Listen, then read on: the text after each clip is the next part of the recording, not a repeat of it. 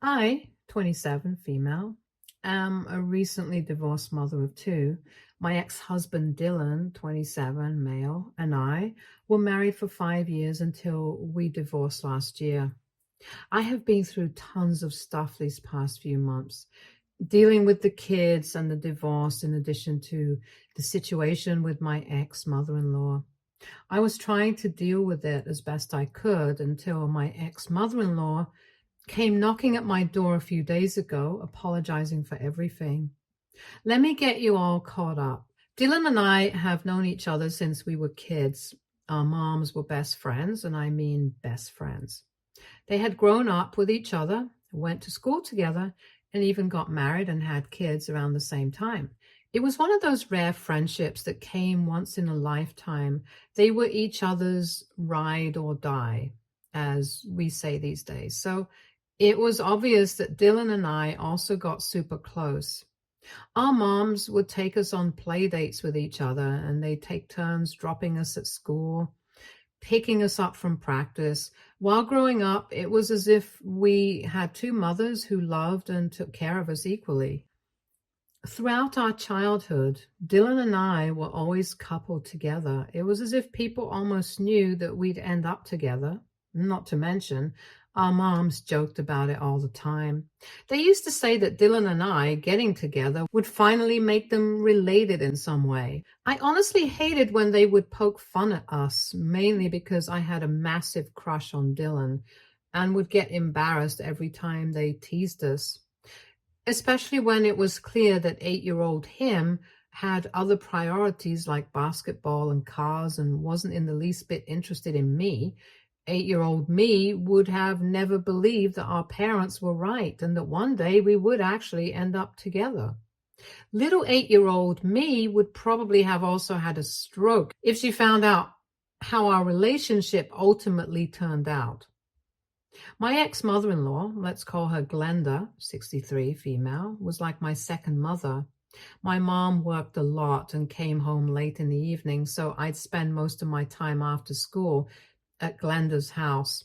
She had always wanted a daughter, but only had Dylan, so she would always call me the daughter she never had. I truly loved her as a mother. She would buy me my favorite treats, and every Christmas I was sure that she would knit me a new cardigan. That's just how she was. Things were just great until my mom got diagnosed with cancer when I was 14.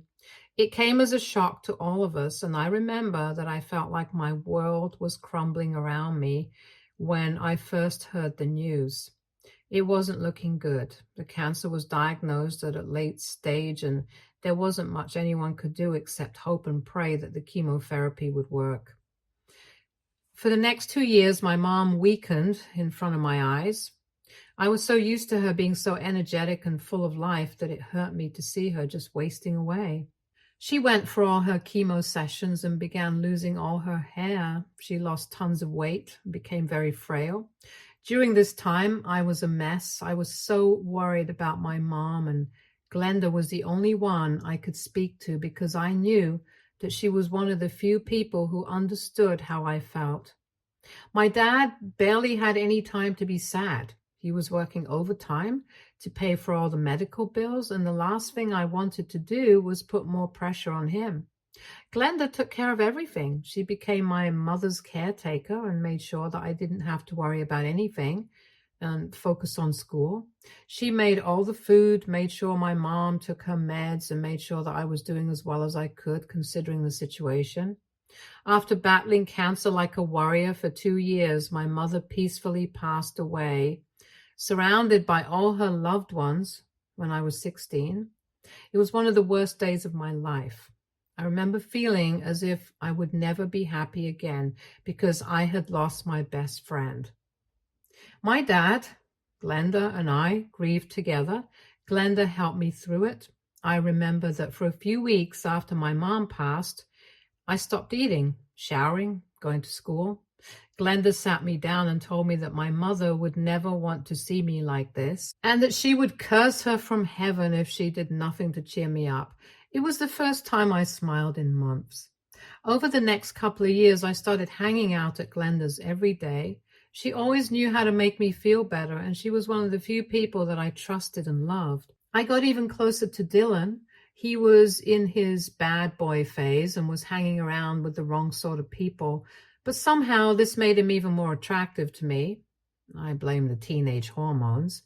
He also began taking an interest in me, and I was very flattered. We started hanging out, and it became clear that we had started developing feelings for each other.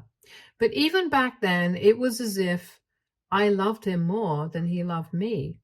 We'd be together all the time in private, but in public, he'd act pretty indifferent to me.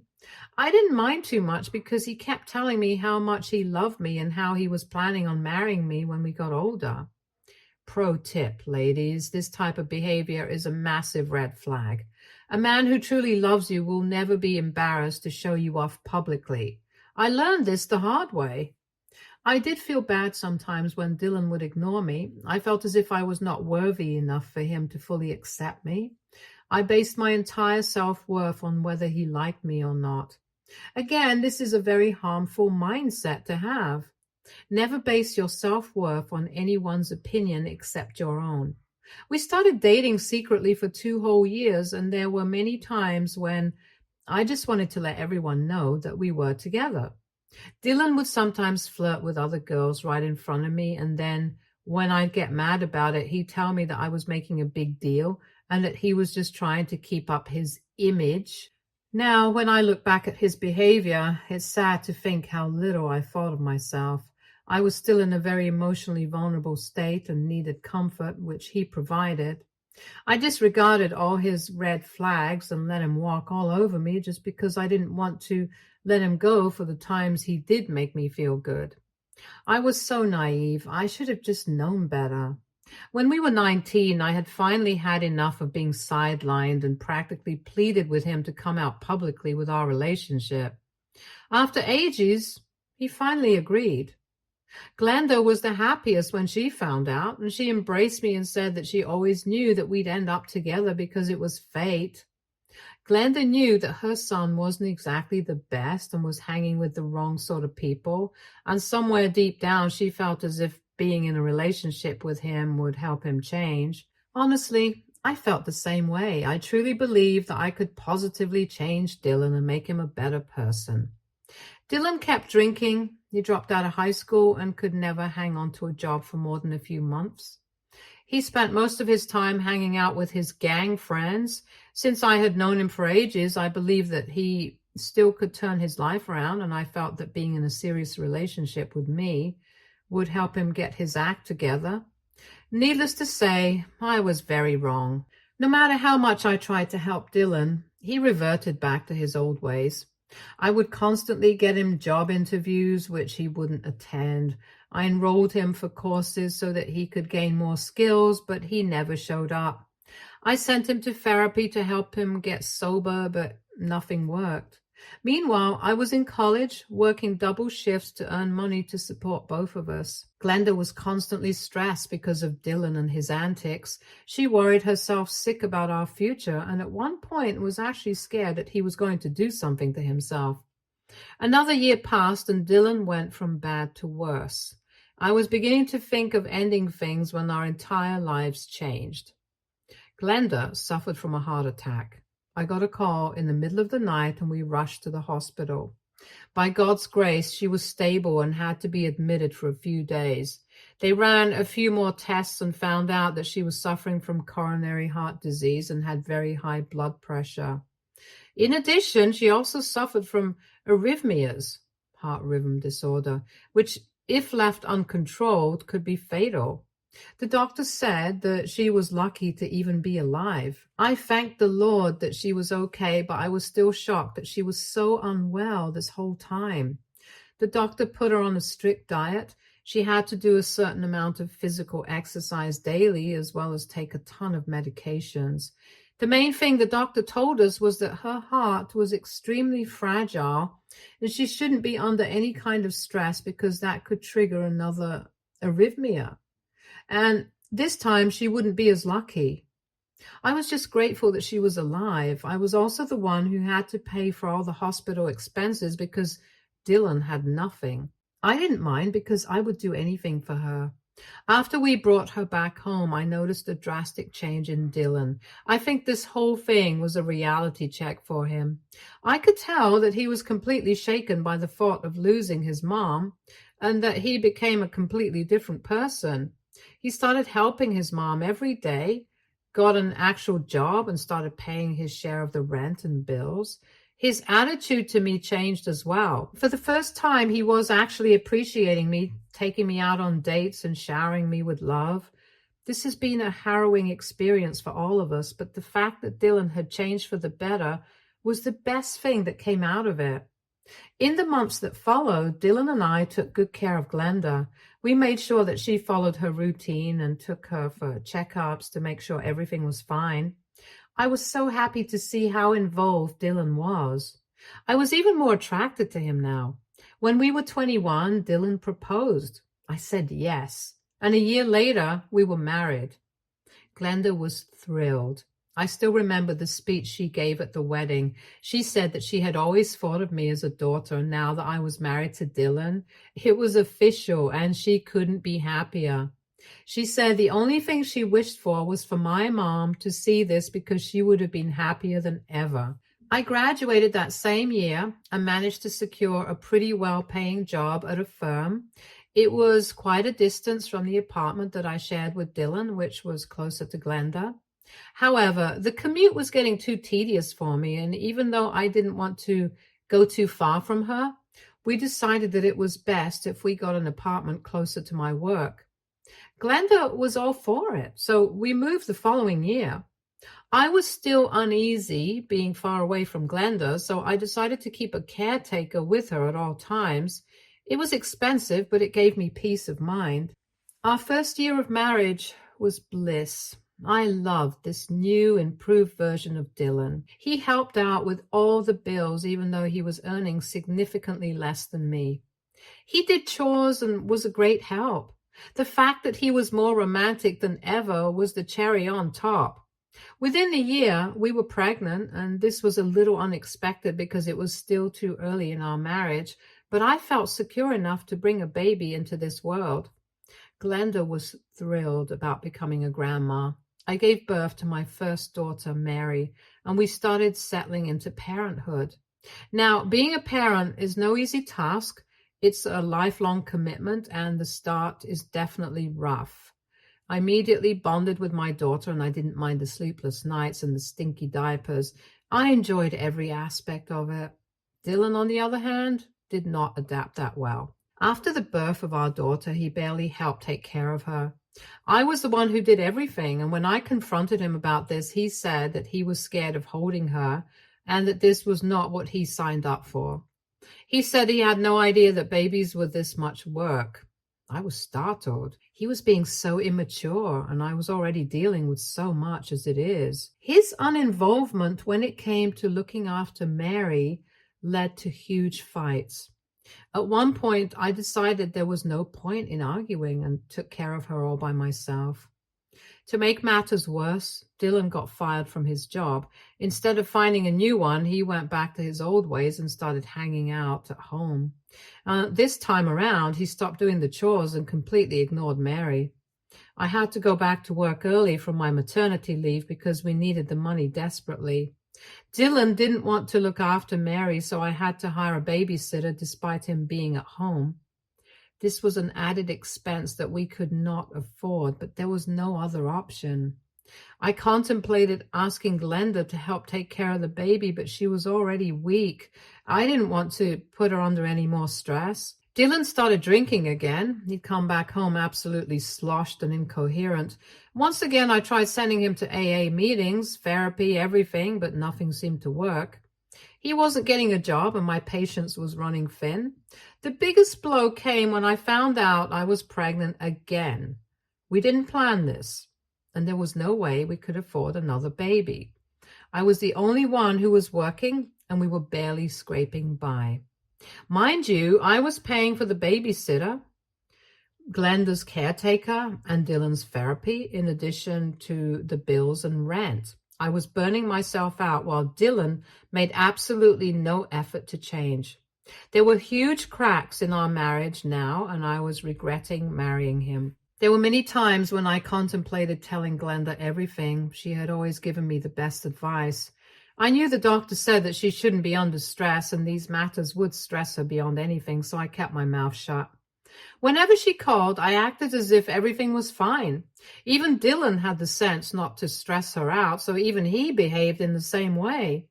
However, he was immature, not ready to take on the responsibility that came along with marriage and fatherhood. With another baby on the way, Dylan had worsened. He said that this was all a huge mistake and told me to get rid of the baby. I was appalled even to hear him suggest that. Yes, it was going to be difficult raising 2 kids, but things would be way easier if he took some initiative and got a job. We kept arguing all the time. He'd not come back home on most days, and the whole atmosphere at home was terrible, and it was beginning to affect Mary. I reached my breaking point when I caught him having an affair with our babysitter. I was not surprised, neither was I hurt. I didn't love him anymore, and neither did he love me. I knew the only reason he was even with me was because I put a roof over his head and paid all his bills. He needed me. I didn't need him. In fact, my life would be easier without him mooching off of me.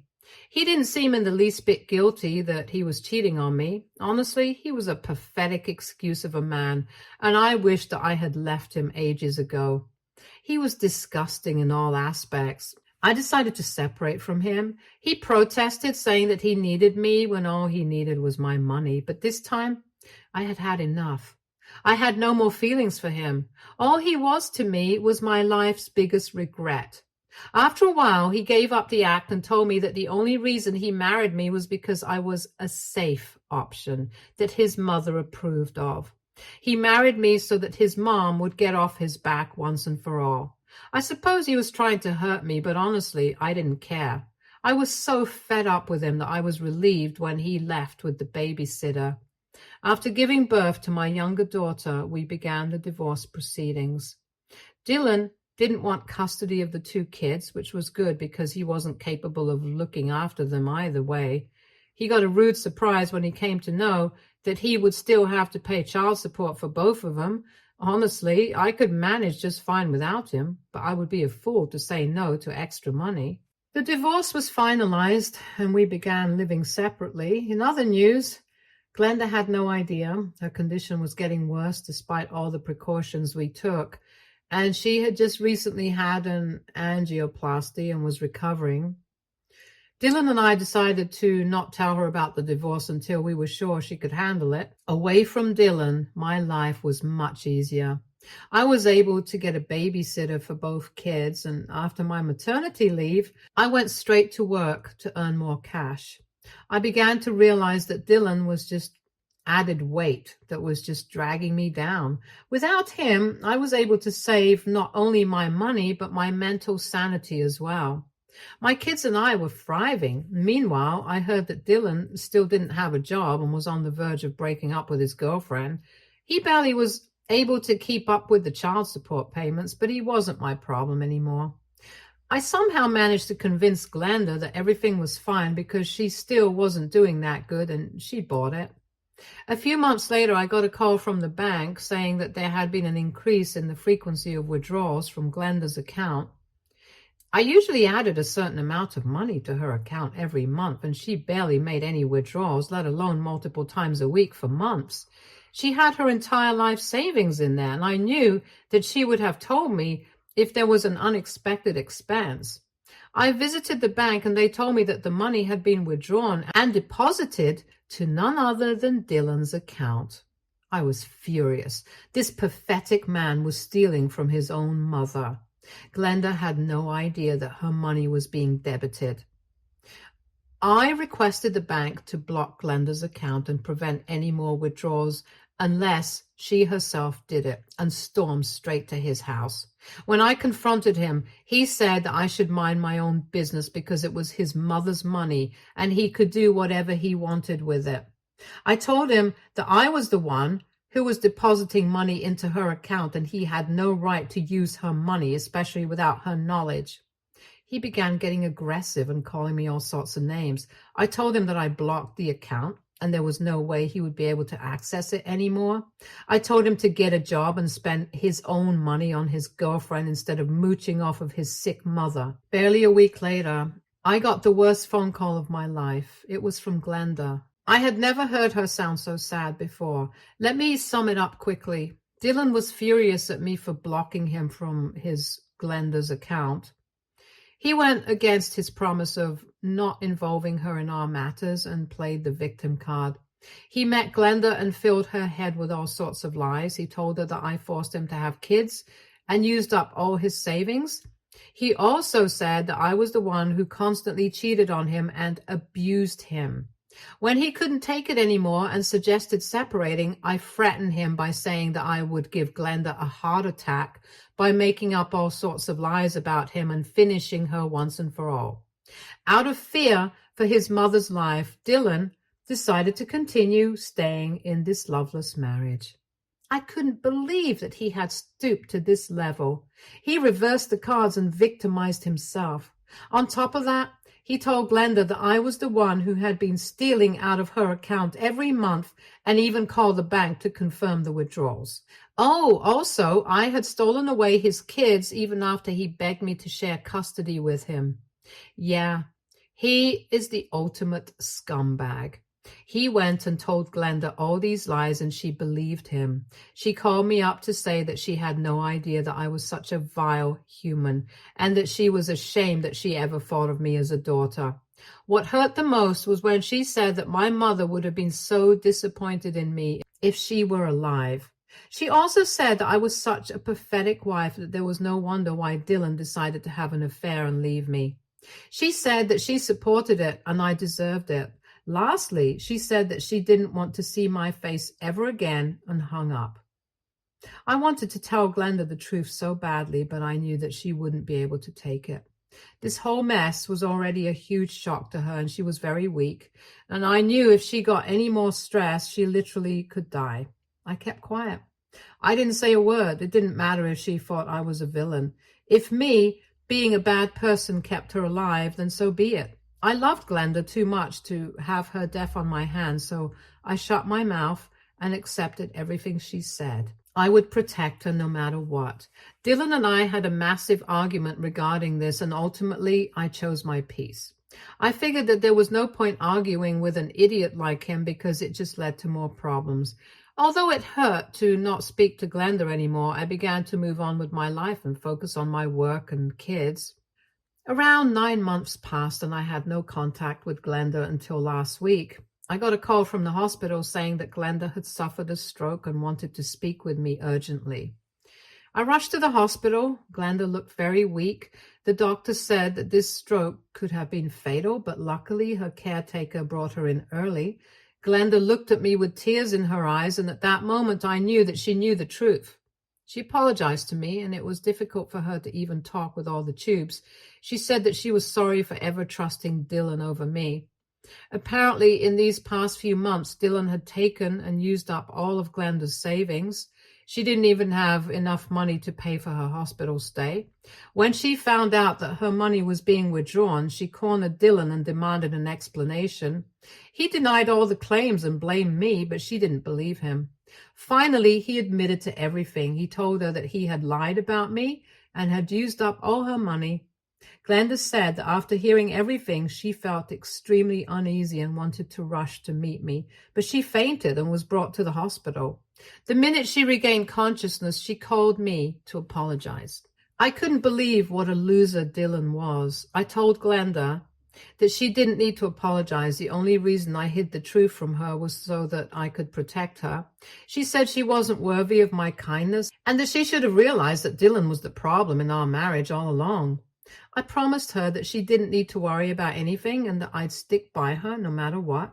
She is currently still in the ICU. She's doing better, but we don't know what the future holds. Dylan is too ashamed to even show his face. I visit her every day and am barely able to pay the bills. Am I being stupid by doing this? Should I just take her home and let her spend her last days in peace? Also, how do I tackle Dylan? I'm so stressed and just need a break. Update 1. Hi. Wow, so many of you are calling me all sorts of names on here. Yes, I was stupid for not leaving Dylan earlier. Don't you think I know that? You all are being so unnecessarily rude over the wrong things. Dylan literally caused his mother to have a stroke, and you all are just brushing over that and blaming me for random things? Please stop. I have way too much on my plate already. I have also got a bunch of supportive comments. Thank you so much. You have no idea what it means to me. Moving on to the update. It's been almost a month since my last post, and Glenda is still hanging on, but it looks like her heart is about to give out. Her blood pressure is still high and she's being constantly monitored. Dylan finally came to his senses and apologized for everything. Not that it would make much of a difference. He's already ruined all our lives. I can't bear to even look at him. I made it very clear to him, and if he didn't give back all the money that he had taken from Glenda's account, I would contact the police. And then he would be in even more trouble.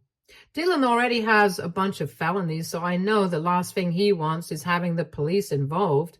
He promised to help pay the medical bills and so far has been contributing to everything, which is the least he can do. Glenda refuses to see him. She says that even the thought of him gives her hypertension. Glenda is going through so much, but is still putting on a brave front. I was able to bring the kids to see her yesterday, and even though it was for a little while, she completely brightened up. The doctors are trying their best, but it doesn't loom promising. We're still hoping and praying, and I would appreciate it if you could too. Update 2. Hello everyone. Thank you so much for all your well wishes and prayers. Glenda is improving quite a bit and is finally out of the ICU, which is great for all of us. The doctors say that she is stable enough to leave the hospital. All our prayers have worked. She is getting discharged next week and she's still very high risk and doesn't have much time, but she's getting stronger and wants to leave the hospital more than ever. She says that when her time comes, she wants to be at home with her grandkids and not connected to tubes and machines. Surprisingly, Dylan has managed to give back all the money that he had taken. I don't know how long this act is going to last this time because the same thing happened to him last time as well, and we all know how that turned out. Anyway, Glenda and him are still not on speaking terms. I don't think she is ever going to forgive him. I finally feel like Dylan feels guilty for what he has done, but honestly, I am done giving him the benefit of the doubt. He's just facing the consequences of his own actions. Anyway, I'll keep you all updated. Update 3. Hey guys, sorry it's been ages since my last update. I've been seeing so many comments asking how Glenda is doing and wondering if everything's okay since I haven't been active on here. Glenda is fine. No, she isn't dead. I saw so many comments saying that she passed away, but no, she's still very much alive. I've also seen many comments asking me to start a GoFundMe for donations for her treatment. While I do support the sentiment, I will not be taking any donations for Glenda. Thankfully, I have enough to manage all her bills. Either way, thank you for being so kind and supportive. Like I said, Glenda is doing fine. She got discharged a couple of months ago and is now living with me and the kids at our apartment. I've hired a full-time nurse to monitor her when I'm not home. The nurse also helps out with the kids, which is fantastic. Glenda has been improving day by day. I don't know what it is. Maybe it's the fact that she's with her grandkids. Whatever it is, I'm so happy that she's okay. She is even walking around and playing with the girls. It brings tears to my eyes whenever I see them together, and I just want to freeze the moment forever. Honestly, it's a miracle that we even have her right now. The doctor told us that there was a slim chance that she was even going to be discharged, but here she is, still thriving. We have been inseparable since her discharge, and it's as if she's making up for lost time. I'm so happy to have her. Last week, she told me that she should have known that I was protecting her this whole time because that would have been exactly what my mom would have done too. I nearly bawled. As for Dylan, he visits occasionally, but none of us care. He's trying to get to know the girls, but the minute he starts acting funky, he's not going to be in touch with them again. I can't let them go through the trauma that I have been through. Dylan and I are not on good terms, but if he's planning on stepping up to be a good dad, I'm no one to stop him. As of now, everything seems to be fine and we're taking each day in stride. I would appreciate it if you continue to keep Glenda in your prayers. Stay tuned for more stories from our girl relationships.